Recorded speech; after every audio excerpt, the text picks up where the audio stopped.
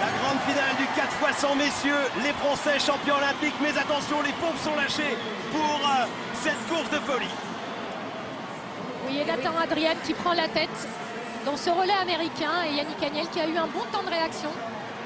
Le champion olympique qui ne laisse à personne le soin de prendre les devants dans cette course, Nathan Adrian. Regardez, une demi-longueur d'avance avec également Jeff Magnusson, 4/10 derrière. Oh là là, 22-31 au pied au virage, avec également côté français, et bien une 6e place pour Yannick Agnel qui va devoir s'accrocher. Ouais, et le russe Greshin qui est dedans, qui est dans la vague d'Adrian. Il faut qu'il passe le relais quand même en 4e, pas plus loin. Parce que sinon, ça va être dur parce qu'il n'arrivera pas à rattraper. Ça va vite, très vite. Oh là là, 4 garçons sous les 48 secondes. Ou presque avec les Français 7e, 48-76 pour Yannick Agnel.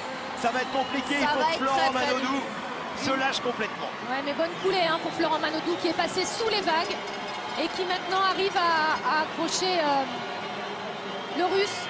Il est remonté jusqu'à son maillot de bain et peut-être que ça va lui permettre de se raccrocher au wagon de tête. États-Unis, Russie, Australie, il va falloir s'accrocher. Il y a les Allemands au-dessus. Tout va se jouer au centième près. Très dur. Très dur ce 4x100.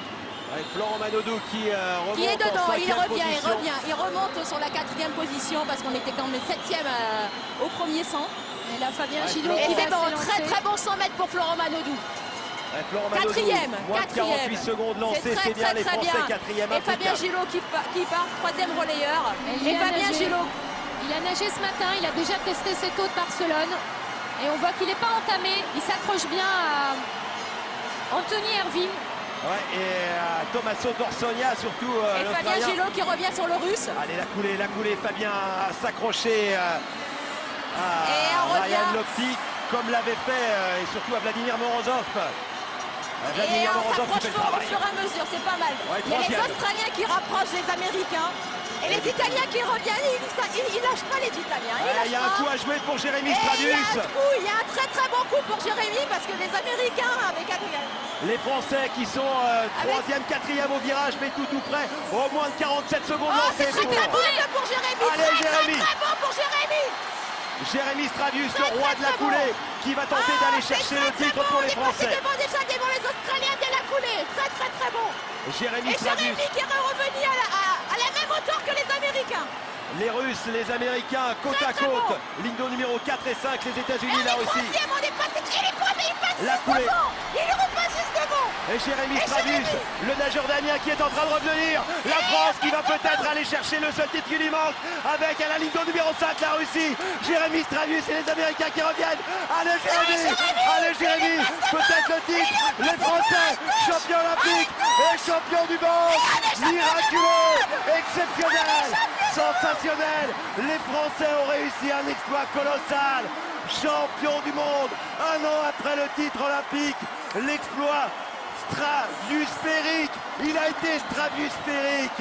Jérémy Stravius dans le dernier relais, imaginez, il a nagé très vite pour aller cueillir les États-Unis, la Russie et l'Australie une nouvelle fois 4e. On leur a fait le même coup au jeu, ils l'ont pas vu venir, ils croyaient qu'Agnel était passé, qu'il était parti en tête. Eh bien non, on avait une deuxième carte à jouer, c'était Stravius. Jérémy Stravius qui a nagé comme Yannick Agnel l'année dernière et qui les a tous rattrapés pour les coiffer. Il y a 21 ans, dans ce Palau San Jordi, la Dream Team, c'était des basketteurs américains. 21 ans plus tard, la Dream Team est française. Les Français champions du monde après le titre olympique. Et dire qu'il y a 2 mois, personne n'aurait parié sur cette équipe. Une équipe de jeunes avec un coup de poker incroyable, avec Jérémy Stravius qui était au fond du trou, qui était la tête sous l'eau il y a un an et qui l'a remonté. Regardez. C'est Ryan Lochte avec l'alligator sur le dos, lui qui nage pour les Gators de Floride.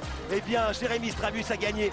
Et surtout 46-90 pour Fabien Gillot, qui a été une nouvelle fois le grand frère. Oh là là, elle est belle cette image. Magnifique.